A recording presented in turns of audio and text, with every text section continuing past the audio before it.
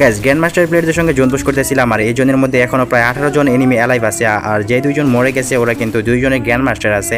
আর এই ম্যাচের মধ্যে জোন পুশ করতে গিয়ে শেষের দিকে কিন্তু এনিমি আমার গাড়ি ফাটায় দেয় আর এখন কিন্তু লাস্ট জোন চলতেছে। তো দেখা যাক এই জোনের মধ্যে আমি কি গাড়ি ছাড়া রিভাইভ করতে পারবো কিনা। ভাই এটা কিন্তু একদম লাস্ট জোন আর কি পরিমাণ হিল কাটতেছে তোমরা একটু দেখো। আর আমার সামনে কিন্তু আরেকটা এনিমি, ভাই এই এনিমিটা কিন্তু দেখো এক গুলির শটগান চালাইতেছিল। এই শটগান দিয়ে যদি আমাকে দুইটা ফায়ার লাগা দেয় তাহলে কিন্তু আমি এলিমিনেট হয়ে যাব।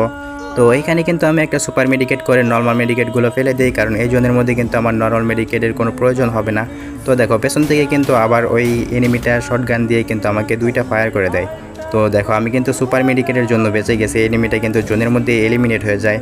তো গাইস তোমরা যারা ভিডিওটা দেখতেছো অবশ্যই কিন্তু একটা লাইক করে দিবা। আর তোমরা যারা ভালো জোন পুশ করতে পারো অবশ্যই কমেন্টে বলবা। আমি একটা নতুন গিল্ড ওপেন করছি, যেই গিল্ডে শুধু জোন পুশাররা থাকবে। তো অবশ্যই কিন্তু তোমরা তোমাদের গেমের ইউআইডি দেওয়া যাবে আর ওইখানে কিন্তু তোমাদের প্রত্যেক সপ্তাহে একটা করে উইকলি গিভওয়ে থাকছে।